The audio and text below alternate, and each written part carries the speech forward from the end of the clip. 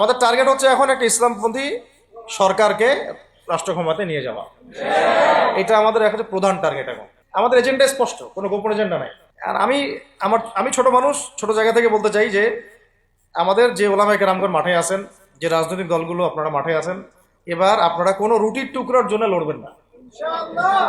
এবার পুরা রুটি নিয়ে লড়বেন। প্রত্যেক আসনে প্রার্থী দিবেন আপনারা। যেহেতু এর বাইরে সিস্টেম এখন অন্য সিস্টেমে যাওয়ার সুযোগ হচ্ছে না, তাহলে পুরো রুটিটার জন্য লড়তে হবে আপনাদের।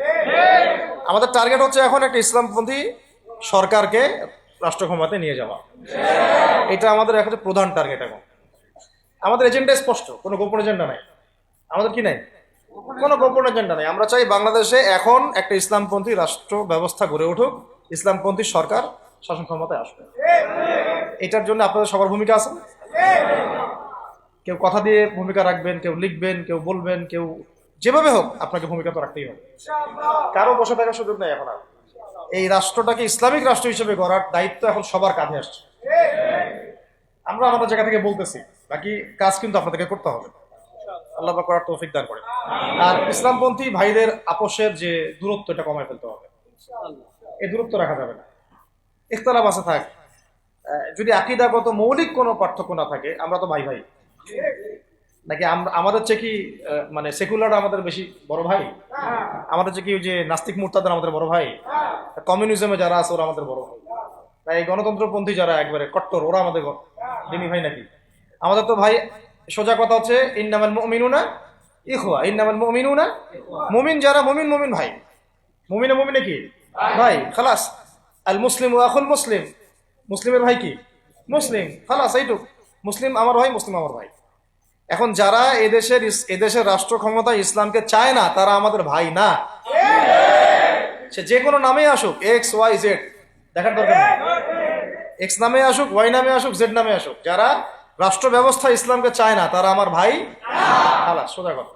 এখন রাষ্ট্র ব্যবস্থা ইসলাম চায় যে ভাইরা আমাদের, ওই ভাইদেরকে একসাথে থাকতে হবে। আল্লাহর কসম করে বলতেছি, ইনশাআল্লাহ যদি এই ভাইরা আমরা একসাথে থাকতে পারি, এর সাথে আমরা দায়ীরা, তালেবে ইলমরা এবং আপনারা তো যুব সমাজ আছেন, আমাদেরকে টক্কর দিয়ে বাংলাদেশের রাষ্ট্র ক্ষমতায় কেউ যাইতে পারবে না ইনশাআল্লাহ। সবাইকে ভূমিকা রাখতে হবে। এখন অন্যান্য আলোচনা চেয়ে এই আলোচনাটাই বেশি দরকার। অন্য আলোচনা অনেক শুনছেন জীবনে। এখন বাংলাদেশের দরকার একটা ইসলামপন্থী রাষ্ট্র ব্যবস্থা। এর বাইরে কোনো আলাপ নাই। এখন এটা প্রতিষ্ঠা করার জন্য কি করতে হবে সেটা ফিকির করা। তো কি করতে হবে বলেন? প্রথম কথা হচ্ছে আমাদেরকে আগে বৈশ্বিক জালেমদেরকে চিহ্নিত করতে হবে। পুরো বিশ্বে কারা জালেম, এটা কি চিন্তা করা বাকি আছে? পুরো বিশ্বের সবচেয়ে বড় জালেম যে পশ্চিমারা, সবচেয়ে বড় জালেম ইসরায়েল, সবচেয়ে বড় জালেম আমেরিকা, এটা চিন্তা কি আপনার বাকি আছে? এই কথা বলতে যে ভয় পায়, তার তো নবীর ওয়ারিস হওয়ার দাবি করা উচিত না। এটা খোলামেলা, এটা সবাই জানে। সারা বিশ্বের জুলুমের কারখানা হচ্ছে ইসরায়েল। মানুষ ত্রাণ নিতে গেলে পর্যন্ত সেখানেও বোম্বের মানুষ হত্যা করছে। আমরা এটা দেখার মতো আর সাহসী নাই। অনলাইনে এগুলো আমার দেখতে গেলে যে বাচ্চাদের অবস্থাগুলো আমাদের চোখের সামনে আসে, আমি স্কিপ করে চলে যাই। হয়তো কতটুকু দোয়া করতে পারি আল্লাহই ভালো। দোয়া করে কি করব? আমার দোয়ার তো তার দরকার নাই। আমার দোয়ার তার কি দরকার আছে? আমাদের মতো পাপী মানুষের দোয়া দিয়ে তার কি হবে? এখানে তো স্পষ্ট যে পুরো বিশ্বের জুলুম জালেমের শক্তির কেন্দ্রস্থল কোনটা, সেখান থেকে সব মাস্টার প্ল্যান হচ্ছে। আর যদি ওই ইসরায়েল, ওই আমেরিকার কোন সেবা দাসকে আমরা ক্ষমতায় নিয়ে আসি, আমাদের ভুল হবে না? ছাত্র ভাইরা এই ভুলটা করছেন। ছাত্র ভাইরা ভুলটা করছেন কারণ আপনাদের দিনের জ্ঞানের বুঝের কারণে করছেন, বুঝের অভাবের কারণে করছেন। ঠিক আছে, ঠিক আছে। এখন যে মানে সম্ভাবনা শেষ হয়ে গেছে এমনও না। এখন সবাই প্রতিবাদের ভাষায় কথা বলতে পারে। একটা রেভলিউশন ঘটানোর মতো সিচুয়েশন বাংলাদেশে আছে। অন্তত পক্ষে আমাদের ভাইদের মধ্যে আমরা দেখেছি, ছাত্র ভাইদের মধ্যে সাহস তো মাশাআল্লাহ অবশ্যই আছে, ডেডিকেশন আছে, জীবন দেওয়ার মানসিকতা আছে। তাদেরকে খালি নার্সিং করতে হবে, জীবনটা যেন ভুল পথে না যায়। এখন আবু সাঈদের রক্তের উপর দাঁড়ায় যদি কোনো সেকুলার ক্ষমতায় আসে, তাহলে এটা আবু সাঈদের রক্তের সাথে গাদ্দারি হচ্ছে। এই মুগ্ধদের রক্তের উপর সিঁড়ি বানায় যদি কোনো জাতীয়তাবাদীরা, আর ওই সেই গণতন্ত্রপন্থীরা, ওই ইসলামের দুশ্মনরা, ওই ভারতের দালাল্লাই যদি ক্ষমতায় আসে, তাহলে এটা ওদের রক্তের সাথে গাদ্দারি আছে। এই গাদ্দারির মাফ হবে না। এইটা পলাশির যুদ্ধের চেয়ে বড় মির্জাফরি হয়েছে, এটা ৭১-এর চেয়ে বড় রাজাকারী হয়েছে।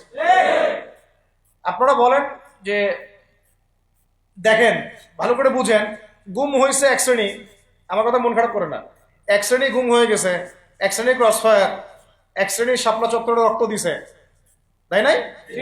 এক শ্রেণী ওলামায়ে কেরাম মামলা নিয়ে ঘুরে বেড়াচ্ছে মাথার উপরে, এক শ্রেণীর ছাত্র ভাইরা রাস্তায় শহীদ হলো, আর এক শ্রেণীর ছাত্র ভাইরা পঙ্গু হয়ে হাসপাতালে বেডে পড়ে আছে। ক্ষমতায় গেছে কারো নতুন এক শ্রেণী, হ্যাঁ, এবং ওখানে এমন কিছু মানুষ আছে যাদের সাথে আন্দোলনে কোনো সম্পর্কই ছিল না, সম্পূর্ণ উড়ে এসে জুড়ে বসছে তারা। তাহলে এখানে ইসলামিক রাজনৈতিক দলগুলোকে সামনে রাখা যাইতো, তাদের থেকে তো উপদেষ্টা একটাও নেয় নাই। জামাত ইসলাম থেকে একটা উপদেষ্টা নিছে কিনা? হেফাজতুল ইসলাম থেকে কোনো উপদেষ্টা নিছে কিনা? আমাদের চরমনাই থেকে একটা উপদেষ্টা নিছে কিনা বলেন? তার মানে রাষ্ট্র গঠনে আমাদের কোনো ভূমিকা নাই। না, আমাদেরকে বুঝাইছে যে আপনারা পরে আসেন, ইলেকশন দিব, তখন আপনারা ইলেকশন লড়েন। ইলেকশন সে কবে দেয় সেটাও দেখে, আদৌ দেয় কিনা সেটাও দেখে।